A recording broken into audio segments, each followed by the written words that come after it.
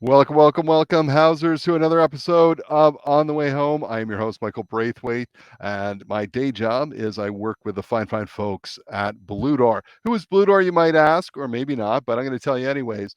Blue Door is an organization that has been working hard for the past 42 years in the northern part of the GTA. So that's York, Durham, and Peel to service our most vulnerable. We primarily work in kind of three areas. We do affordable housing of all sorts, from emergency to transitional to a little more permanent. We specialize with senior men, families, to us LGBTQ plus youth, and many more. We have a construction social enterprise called Construct that both helps launches people into the trades, into high-paying jobs where we break the cycle of poverty. So it's preventative in nature, but as well as a construction company brings in revenue, so we can then add that to our housing programs and building housing. We've launched a Housing for All Community Land Trust and much, much more. We're doing all sorts of stuff. I didn't even mention our health initiatives as well. But check us out at bluedoor.ca to see all the wonderful things we're doing. And if you want to get involved or have any questions, let us know. We also produce this podcast on the way home, and so fortunate week to week to have just awesome and brilliant guests. We have guests with lived experience. We have researchers. We have analysts. We have people who have been former politicians or worked on the political side. We have people from nonprofits that are doing incredibly innovative stuff. We have our friends at CMHC who are launching different programs to help fund and create innovation across the country, and much, much more. Today is no exception. I think one of the challenges we have in building and creating affordable housing is, once we have an idea, how the heck do we get it financed? Sometimes we look to CMHC and they might have programs. Maybe we qualify for rapid housing during those rounds. Maybe we work through co-investment, or maybe we look to different grants and fundraising and other ways to raise the capital to do that. But there are other innovative ways. And today I'm joined by Suzanne Faiza from Tapestry Community Capital. So Suzanne is an urban planner. She's an architect, a community finance practitioner, a researcher, has done some work in Vancouver, and then moved over, I think, through education that she completed last year, is now working with Tapestry. And Tapestry Community Capital really helps organizations work through the process of raising capital through community bonds. And so in our podcast today, I've always thought, I've heard of community bonds. I kind of get it. How do you pay them back? How does it work? Is it for everyone? And so we answer all those questions and much, much more. And I think this is another way for some organizations to work with groups like Tapestry to raise capital for their projects for affordable housing. They've done some work with CMHC on a solutions lab where they work with different organizations. They're currently working with Inwell, Redwood Park Communities in Barrie, and many, many more. On different ways to raise capital quickly to get projects built. They're working with Community Land Trust, Ottawa Community Land Trust, and I think Kensington Market Community Land Trust to raise funds so they can add affordable housing in perpetuity. So a really, really interesting conversation into how does that all work? How did Tapestry come to be? And much, much more. I hope you enjoy it and get as much out of it as I did. I know, I think myself and the team at Blue Door will be reaching out, and maybe you as well. Let's go to that conversation now. Suzanne, so pumped to have you here. Thanks so much for taking the time to join us on the podcast today. Of course, my pleasure to be here, Michael. Thank you for having me. Suzanne, we start the show with the same question to everyone because it's deeply personal and a little different for every guest, and that is, what does home mean to you? That's a wonderful question to start a podcast with. So, to me, home is really a space in which I feel safe, secure, able to able to cultivate the life that I want. And so for me, home isn't just an apartment or necessarily a house, but it also extends out to the things that make up a neighborhood or even a city to me. So the streets, the cafes, the places that I visit to shop at, they all form what I consider to be home. And I mentioned streets for a very particular reason. I also know that the streets are quite literally at this point homes to many in our community. So I think that acknowledging these different forms of home despite some of their limitations, and in terms of what they provide, is important. So in short, like I have a very broad view of what a home is, and that's what home is generally to me. I love it. I love the broad view because you're absolutely right. I think where we go wrong sometimes is when we try and prescribe what home is to others, and when that doesn't match, um, good things do not happen, right? It's when you're trying Mhm. to help someone with an encampment and say, this is the only housing. We have a shelter bed for you, and you don't understand why they may not want to go to that because Yeah. that's not the type of housing they require or feel safe in, right? So well put. Mhm. Let's talk about you. I mean, you are so multi-talented, urban planner, community financial planner, researcher, and so much more. Tell us a little bit of your journey into this space. Yeah. Okay. So I used to be an architect. Let me an architectural designer, because there's a lot of like legal around who gets to call themselves an architect. But I went to architecture school at the University of Waterloo. Graduated about 2018. Continued to practice in the field. I lived in Vancouver at that point, and so that's really where my interest in affordable housing comes from. Also, just having lived, I think, in some mediocre housing in my life. Like my family, we're immigrants.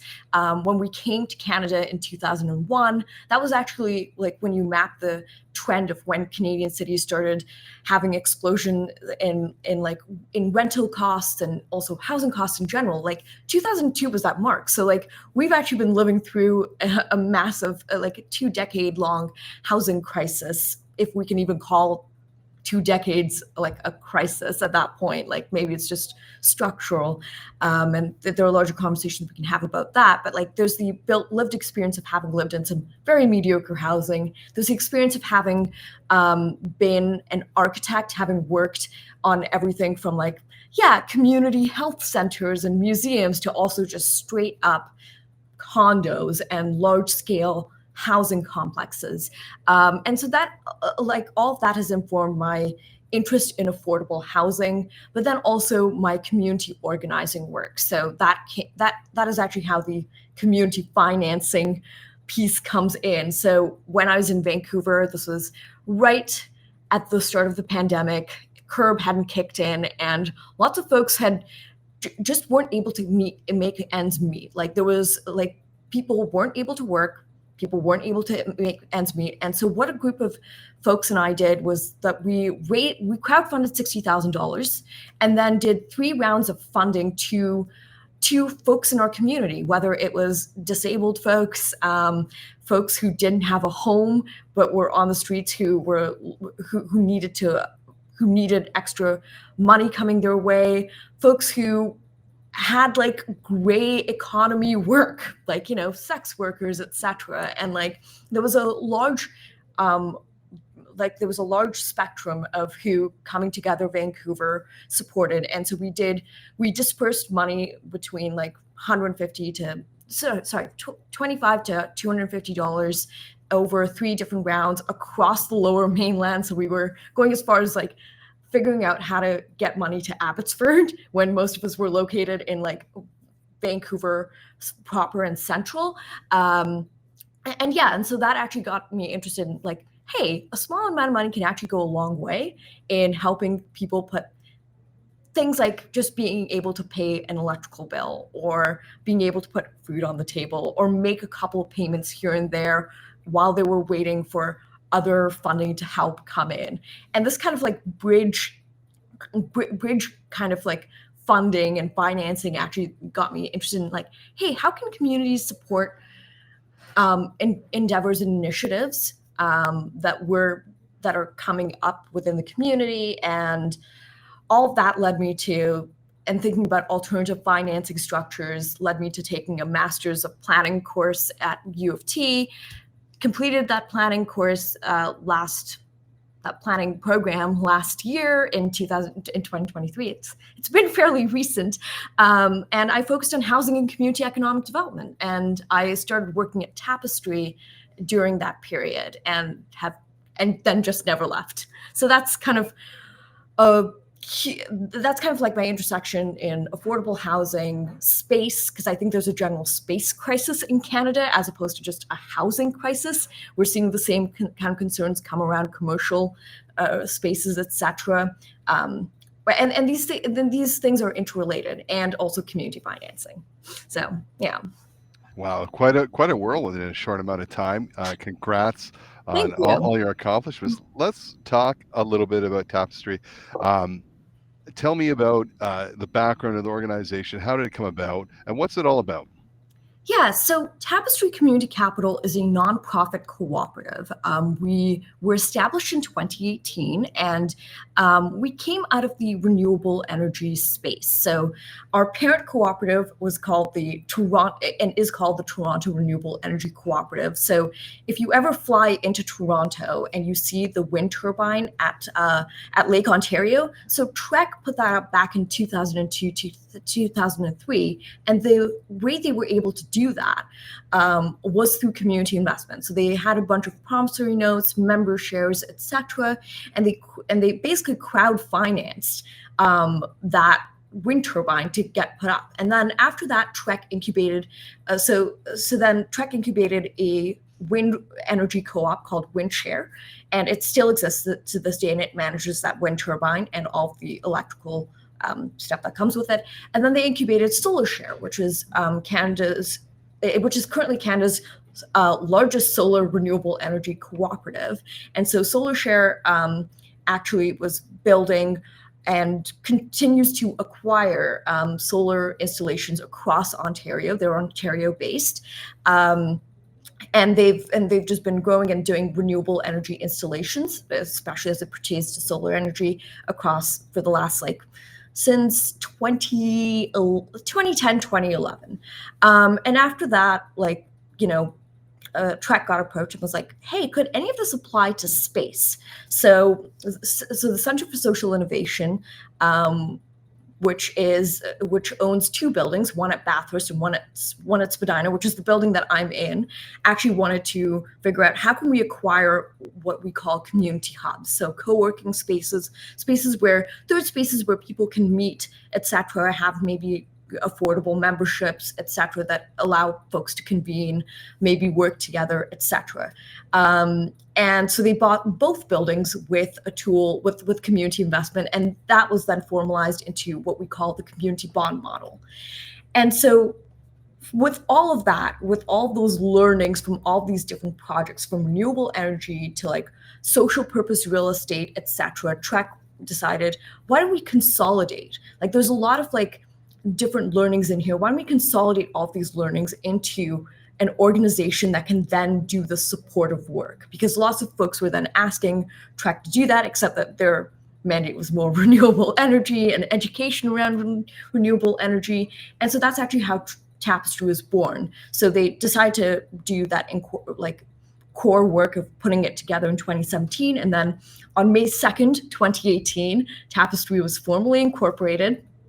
So it'll be our birthday very, very soon in May of this year. So we'll be turning 6 this year. And so what we do in essence is that we help other nonprofits, charities, and cooperatives directly raise capital from their community and community of supporters. So this can be both local community members and also folks who are values aligned, and actually help them raise affordable and sustainable capital in order to actionalize projects, in order to bring about projects to realization. Yeah. So let's do a deeper dive on Sure. that, because it fascinates me. And I was actually with Raising the Roof, who was at CSI for a while, so I know the buildings. I know they're actually selling the Bathurst building Yes, they are. currently, but we've heard about community bonds. I think a lot of people are like, I kind of, I've heard of it. How the heck does it work? How do you pay back investors? How do you make this so everyone wins and you get your projects built? Can you, if you were explaining this, I always say this to a grade 4 class, how would you keep it really simple to explain how this could work and how it could benefit others? Because we desperately need innovative and different ways to raise capital for the projects we need. Yeah, so a community bond, honestly, is just very simply a loan. So basically, retail investors, so people like me who maybe aren't high net worth, or but still have like some savings, can actually then take like, say, a $500 or $1,000 and $2,500, etc., and be able to invest it into local organizations that are doing projects. And so the vehicle that they do it by is called a community bond. A community bond and community bonds basically just exist because of a federal piece of legislation that enables it and allows nonprofits and charities to basically take in loans like this, but it is essentially a loan. And then the loan has a certain interest rate. It has a certain maturity. So like there's a 7 or so, like say there's a year period by which the principal needs to be paid back. And yeah, it's like a rate, a value. So anywhere between like we've seen community bonds as low as 500. We've seen them. You can have a community bond for $1 million. There is no limit on what that actually looks like. And so, but the really interesting part is that the people setting the terms is actually the organization themselves. So like, say you are a nonprofit affordable housing provider and you're trying to figure out, like you're trying to secure financing from your community. Maybe what you can actually do is use a community bond, set your terms for things that you think are favorable. And of course, like we tend to find that interest rates are co-created with investors. Like community organizations will actually go talk to potential investors and actually be like, hey, does this look feasible? Here's what we need. Here's what would be valuable to you, and co-create things that make it work. And that's actually how the wins are created, because the contract is set up by organizations. The terms are then co-created and massaged with community. And so it's really a community contract. And so that's the kind of really interesting part to me about a community bond, because in essence, it's just a loan. But it's a really interesting loan with really interesting contract terms. Very cool. And so if I'm one of those people, you put in $1,000, we're trying to raise $7 million. We get as many people as needed in different categories. Mm-hmm. We settle on a time period. How does that get paid back? Help me understand that, right? So I'm a nonprofit. We've raised the $7 million. We've built the housing. How do we then pay those individuals back? How do we pay that interest? And how do we eventually give them all of their money if they want to take it out back? Yeah, so this is a critical part of also Tapestry's process, is working with organizations, because in all honesty, community finance doesn't, and like social finance even at large, doesn't work for every single organization. These are typically organizations that have some sort of revenue stream. So sometimes the way things are paid back are through grants that organizations know that they're going to be getting in. So part of our process of helping others raise capital, and maybe this is the point at which, in order to answer your initial question, I'll actually just delve a little bit into Tapestry's process. So we have a 4-step process.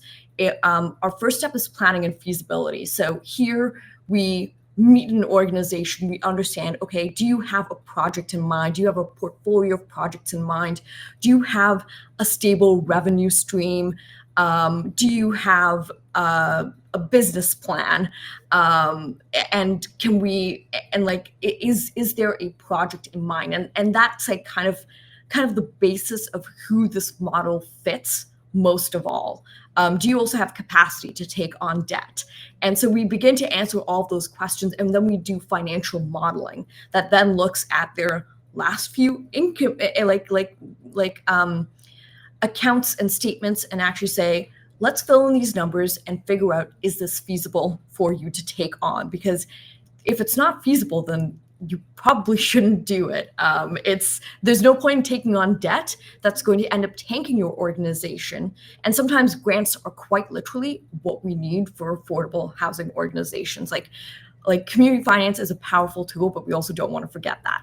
So looking at the, so basically how people get paid back is usually, like what we're seeing a lot now is housing organizations are looking to do a mix of housing types, so both market rate, affordable, etc., and integrating this in order to be able to pay back. Or they're mixing in mixed use, such as like commercial, or institutional uses into affordable housing projects in order to pay back. So part of it is grants, part of it is rental income, part of it are maybe if they have a social enterprise attached to their work, maybe that also helps pay in those pay out those investors. Also, other things that come in are sometimes community bonds are used as bridge financing. So CMHC so community bonds are brought in at a point when maybe folks are waiting for CMHC loans to come in, but they're hoping to get the project started in order to prevent delays and prevent costs from rising even more. So then CMHC financing can also come in and recycle that money out. So there are a few different ways. It's really tied to an organization, what stage they're at, and what they're looking for. Amazing and a great explanation. Thank you so much. And I got to say, I've been wondering for years. I'm like, I keep hearing about bonds. And you just spelled it out for me, and that was beautiful. Saying like this is how it works and who it would work with. Let's talk about some of those examples. Yeah, I know you work with Inwell. It's doing incredible work. We're going to have Jeff on soon to talk about some of their work, but and others. Can you talk about some of the projects you've worked on and how they worked? You talked about CSI, of course, so people know that co-working space and some of the buildings they've had. Anything you can share with us? Yeah, so as part of our work, so in the transition years between like social purpose real estate, like lots of folks ended up asking us, hey, could this model also work for affordable housing? And so in 2022, and this is actually when I joined Tapestry, we applied for a grant from CMHC as part of their housing supply challenge to scale and tailor the use of community bonds specifically to housing providers, because there are very particular financing needs that housing providers have. And sometimes also like there's complexities around housing finance that don't necessarily apply to some of these other spaces. So there was a bunch of learning that we also had to do, and we submitted that grant. We won it, and from that we developed our investing in housing program. So we are working with currently six organizations as part of the investing in housing program to scale the use of community bonds. One of them is the first ever community bond that I know of in British Columbia, and that is with Propolis Housing Cooperative in BC. They're a brand new cooperative composed of some immensely determined and hardworking folks in Kamloops, BC. And so they were using community bonds to secure their very first property. Because what they're hoping to do with that first property is to then tear it down and do a new net zero build on top of it that is going to be cooperative housing and affordable, and also has all these passive house properties. And so they have some inbuilt within their organization, they have like the net zero capacity, et cetera, to do that kind of development work. And so they've actually closed on that property as of February 29th. They've closed on that property.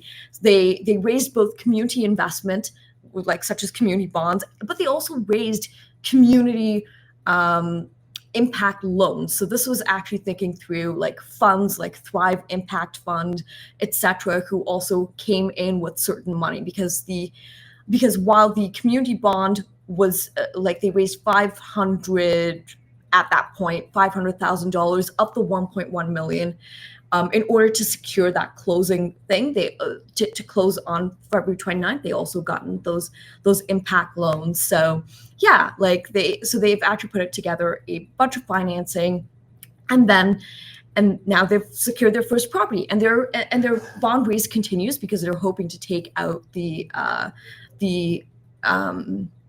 impact loans with community bonds going forward. But yeah, it's continuing, and it's really exciting for them, because as a brand new cooperative, how would you acquire your first building? Like, how do you go about it? Like that's a hurdle of that initial startup that so many organizations face.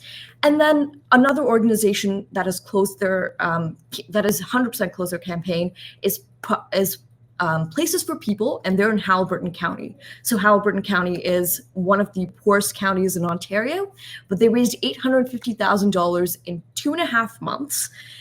It's one of our fastest campaigns ever, and their entire thing was, we want to take out, like, we have 12 existing properties. We have mortgages on all of these properties with a value of $850,000, and we'd like to replace it with cheaper capital that then positions us well to do other work down the line, whether it's retrofits on our properties or further development work in Haliburton County. And so they had an amazing run in the summer, and so they secured that $850,000, and so now they have significantly cheaper capital on 12 properties that house, I think, about like 20 or more low-income families in Haliburton County. Indwell, as you mentioned earlier, is also part of our Investing in Housing program. They are actually launching today their community bond campaign. It's March 20th. Well, that was the date given to me anyway, so they should be launching today or very soon. And we're also working with Redwood Park Communities in Barrie. And so Indwell, I believe, is doing four projects in Hamilton. Redwood Park Communities has all of these incredibly cool houses that they do in Barrie, and like they have like different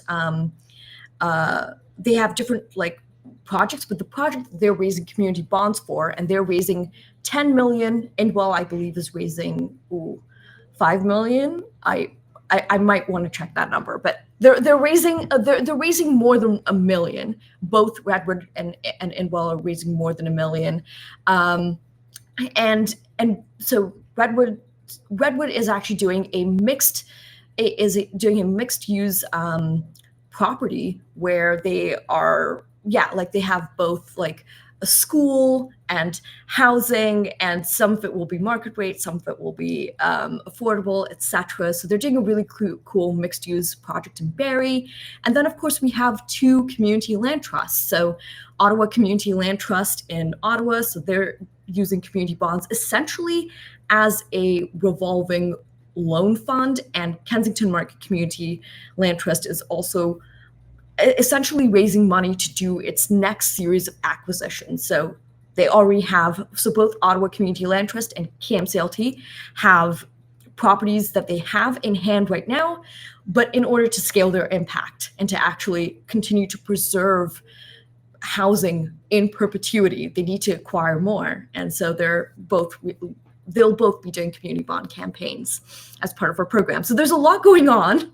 Wow. and they're each using community bonds in such different ways as they need, per their organization, per their different communities' needs as well. So yeah.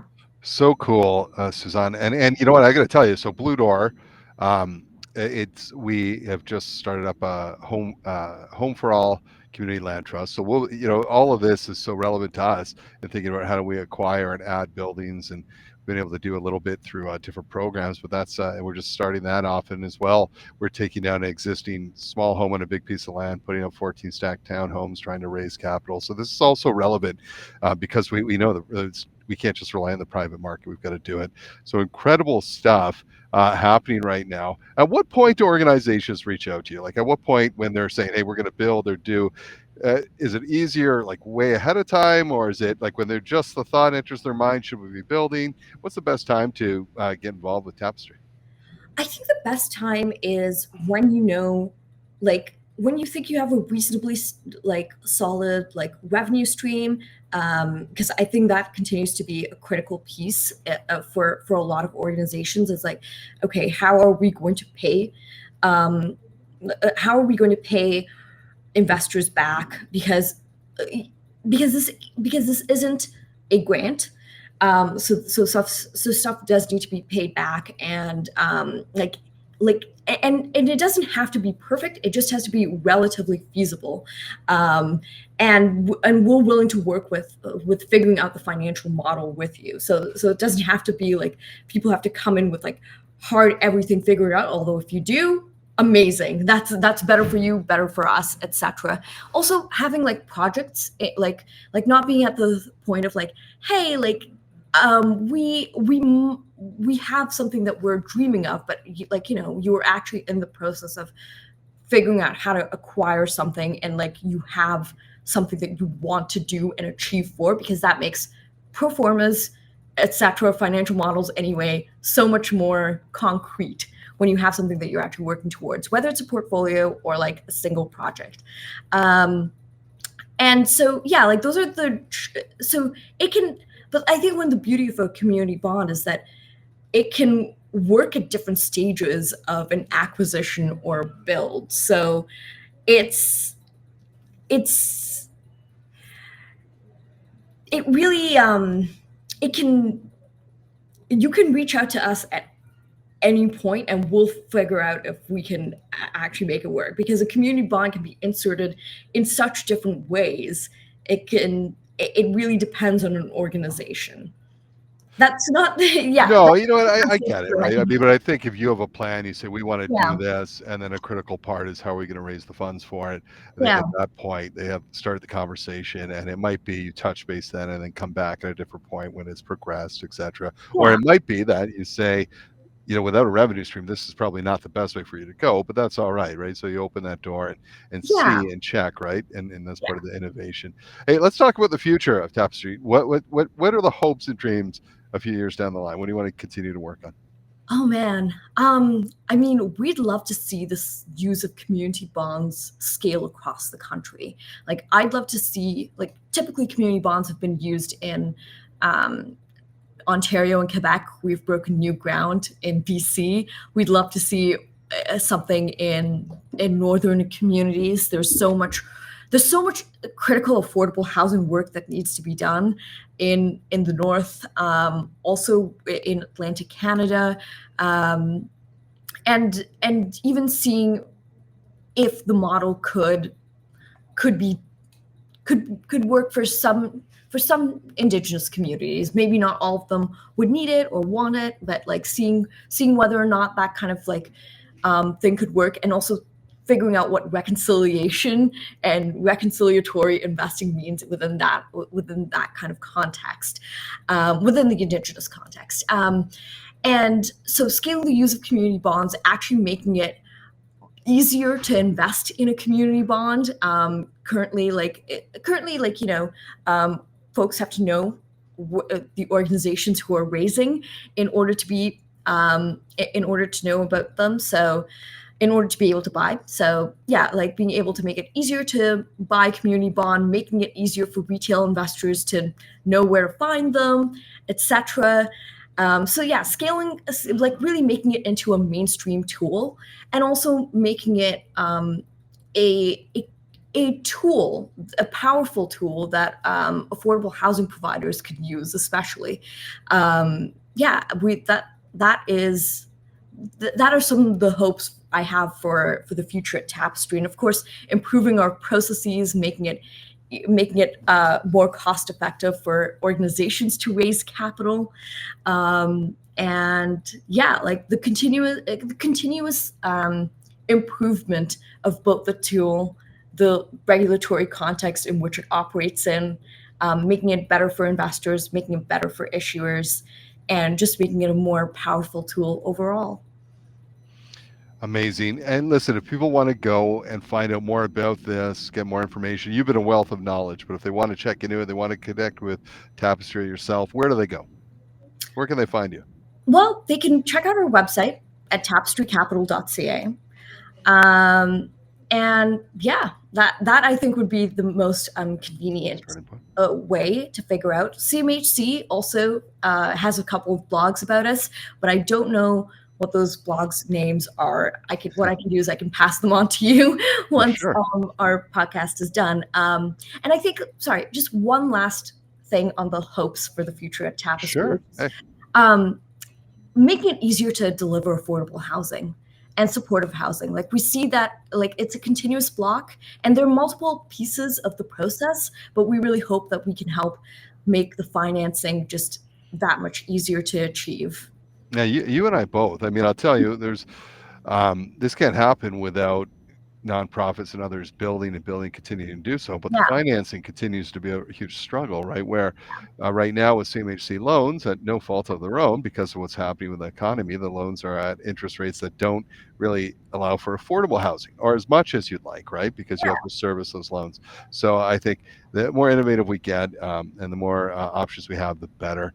Suzanne, thank you so much for all the work you're doing and for taking all of those different educational pieces, experiences you have. And man, here's what I felt during this podcast. You have high energy. That's what we need in this field. It's awesome. And it's awesome to see someone so passionate about it. And the work that Tapestry is doing and continues to do is welcome in this sector. And so thanks so much for all you do and for joining us on the podcast today. Okay. Thank you so much for having me, Michael. It was a real pleasure to be here.